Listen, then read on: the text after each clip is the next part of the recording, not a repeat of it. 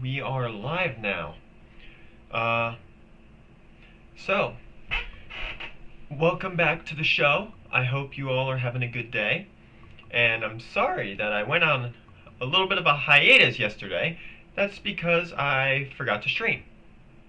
I forgot that I had it scheduled. That's my fault. I'm hoping it doesn't happen again. I don't want it to happen again, so I'm going to try to make sure it doesn't. Anyways, I'm glad you're here, but today's stream is going to be a little different because I've been talking about the Iran war a lot. I've been talking about the Middle East. I've been talking about interventionism, but I don't really think I need to talk about that right now because we already got a lot of people talking about it. I believe every person's intentions right now are in the right place. Even the neocons, I don't see them wanting the war to continue on non-stop. Well, most individuals want the war to end eventually, but who they see as a threat is the biggest issue.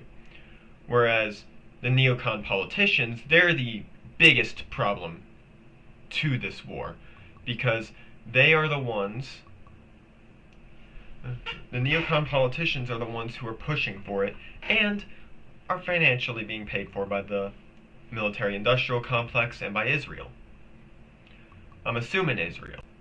I don't have too much evidence on that one, but kind of hard to say otherwise. But I don't want to get into it too much. Despite the fact that there's even now headlines saying that the recent attacks that have happened by the United States and Iran were because of mines that have recently, according to Zero Hedge, have not been identified by the US military. We are gonna have to skip over the atrocities in Lebanon that are still being carried out by Israel, and we are also gonna have to forget about the US's horrible backfire on this war, because I feel like there's a lot more issues going on at home that I want to discuss, specifically involving AI.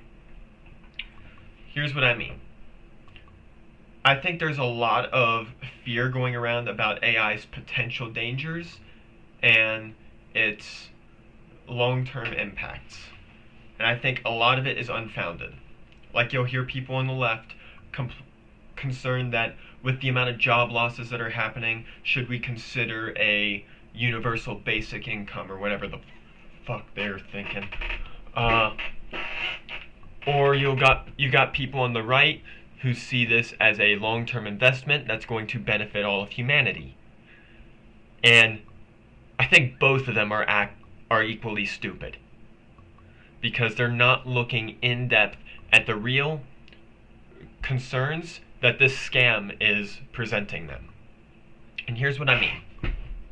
In terms of job loss,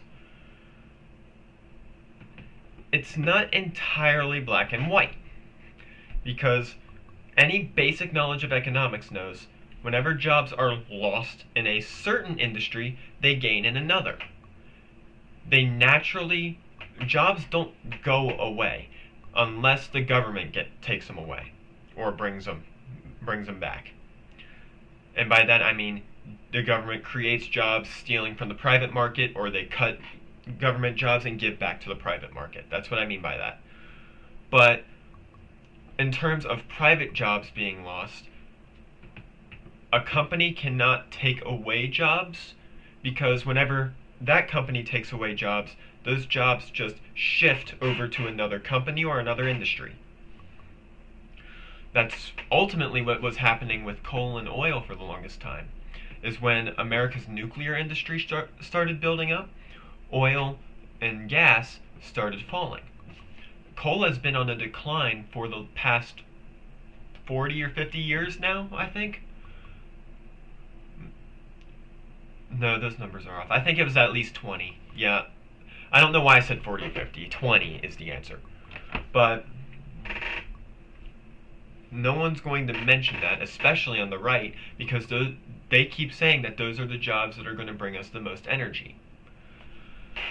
Reality is, yes, they do provide the best energy compared to most renewable resources, but it's also because we've regulated the hell out of the nuclear industry,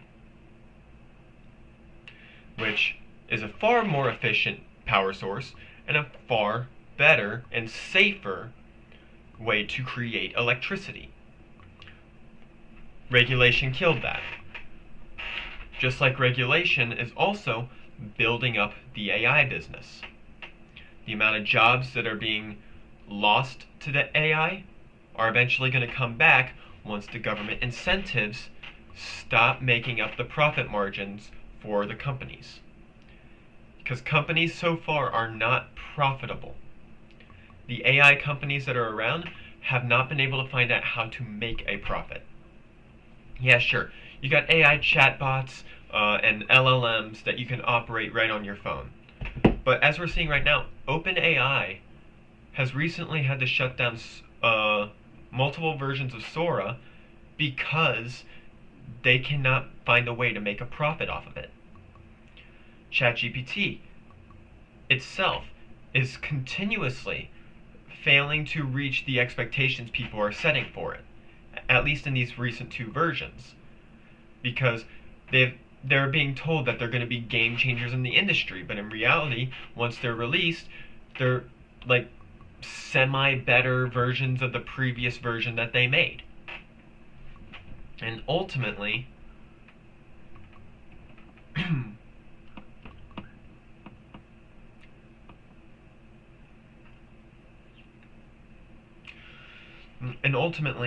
the jobs that they are replacing, they're doing mediocre jobs at. And that's putting it as lightly as humanly possible. Because AI is unable to do what a human does, at least to the same quality. Because at least if you look at like software development, people have been saying entry-level programmers, they're losing their jobs. They are. I'm not denying that. They are. I'm trying to get into it. I'm well aware that they are stealing the jobs. But what they're also realizing is that they can take code from previous programs that have been written, but they cannot logically implement it into their company's programs, which is causing more and more issues in the upper management positions. And is also creating a situation where we are going to spend years trying to fix all the code that AI is putting into it. Essentially, think of AI like what the Federal Reserve is doing to inflation. Essentially, the more code that is being added into the program, that is another debt that is being added that you're going to have to fix later on down the line. And they're running up the bill on this. The major concern that's going on right now, and I will give a lot of socialists and liberals the benefit of the doubt here, is that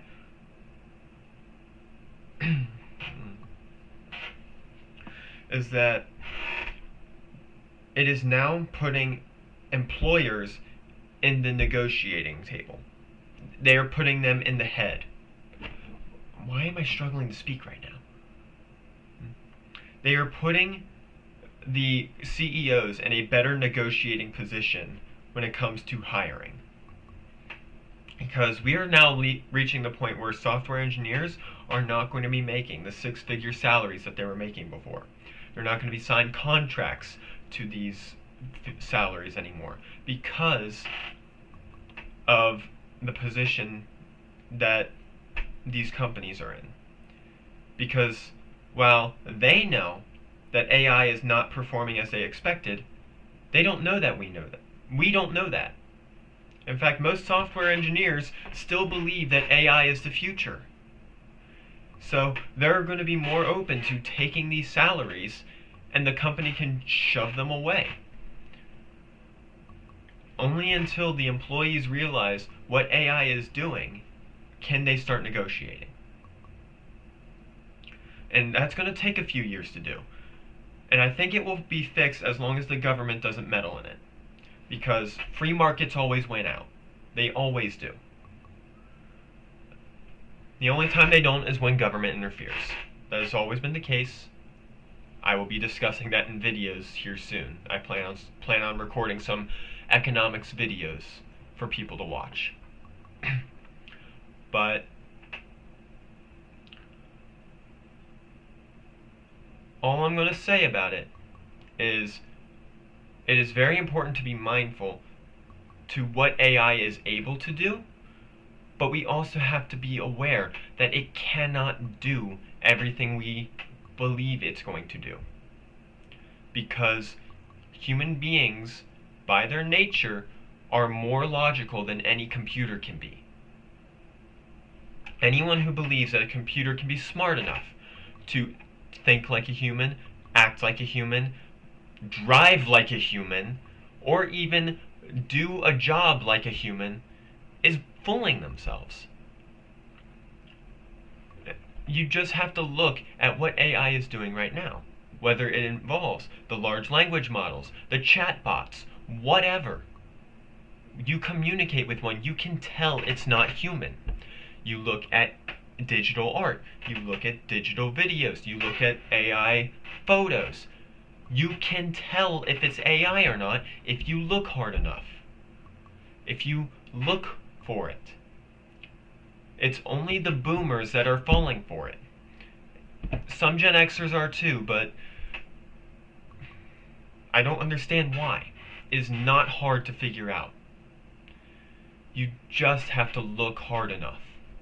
And I think people are starting to realize that. I think that's why the market is switching around. And the reason most people still believe it is going to succeed is they are looking at stock prices. That is the major reason. But people have a very strong misconception about what the stock market is. Simply, it is a way for companies to make money by you buying shares of their company and you getting a return on your investment when they succeed and you can sell your shares back. But it also allows the company to take the money that you give it and invest into other business ventures. The problem with the stock market is it's all based on speculation, though. It's based on speculation and government approval. And that is why the stock market does not have the power that people believe it does. Because, yeah, sure, a stock can go up in value, but that doesn't mean the company is performing well. In fact, most of the companies that have fully implemented AI into their business models, their profit margins have been dropping. Not only, sorry, the bottom lines of these companies have been dropping, either because they implemented AI, or they implemented AI and it had done nothing to change it. And those are the ones that are typically using AI correctly. But the problem with that is you can't make up for human logic. Human logic is always going to win out because we don't have a proper alternative. AI cannot be that alternative because it thinks in binary values. It only thinks in if or else. All it ever does. AI is simply just a computer that is guessing what you are trying to say based off of a large database of stuff online. It goes online, it searches up stuff, and that acts as its database. But they lie to you and say that that is it learning. Giving AI the answers is not the same thing as learning, Just like if I give you the answers to your high school math test, that doesn't make you learning in math. That needs to be understood if we ever want to move forward. And I do believe people are starting to understand this. I believe people are looking at AI, they're realizing that it's not performing what they think it is. You'll see people online talking about how stupid AI is, whether that's videos of AI calling someone ugly and then realizing that they didn't put a filter on and then it tries to butter you up. Or it just tries to reinforce what you're trying to say anyways. Like the unfortunate instances where AI chatbots have encouraged people to kill themselves. The problem is, that's what it's designed to do. It's designed to make you feel better. That's what the chatbots are designed for. It can only go off of what it is told to do. Just like any other computer, it can only operate based off of what it's told to do. And I'm sure most of you are going to hate on this because, quite frankly, as much as I do believe people are waking up to it, not enough people are. And I will go down to my grave saying that this scam is going to be even worse than the crypto scam that happened. And I'll happily get into that in a later episode if you want me to. But AI is not going to change the world as people say it is. Just like crypto didn't, the internet did. And I know people are comparing the AI bubble to the .com bubble. And while yes, there are some AI technologies that, if implemented correctly, can help act as a tool in the toolbox for a programmer, it's not going to take your job. It's going to make it easier. It's going to allow you to learn. It's going to allow you to understand what you're doing wrong. It can act as a debugger. Those are all possibilities. But we don't know if that's going to happen, and we don't know if we will have the resources or the energy means to produce it. But we cannot answer these questions until we come back down to earth and realize AI is not what you think it is. So, please do your own research into it. I hope that you all understand where I'm coming from, and I hope that you all will see what I see. But until then, I will see you in the next episode. Thanks for